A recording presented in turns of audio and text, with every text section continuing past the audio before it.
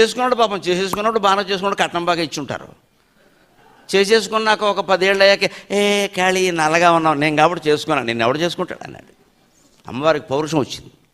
నన్ను ఖాళీ అంటావు, నేను తెల్లగా మారాక నీ దగ్గరికి వస్తానని చెప్పింది ఆవిడ. పౌరుషం అంటే ఇది. అఖండమైన తపస్సు చేసింది. 12 సంవత్సరాలు. ఆ తపస్సు చేస్తుంటే వాతావరణం ఎలా మారిపోతుందంటే చుట్టూ ప్రశాంతంగా మారిపోతుంది. ఆ తపోమయమైన కిరణాలు, ప్రశాంతమైనటువంటి కిరణాలు చుట్టూ వ్యాపించడం వల్ల ఆ తపస్సు చేసే వ్యక్తి ఉన్న చోట చుట్టూ కనీసం 100 మైళ్ళ దూరం చెబుతారు లెక్కల్లో పురాణాలు. 100 మైళ్ళండి తపస్సు, అంత గొప్పది.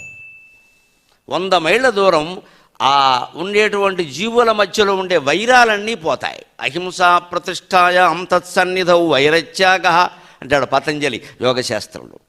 ఒక గురువులో కానీ ఒక స్వామీజీలో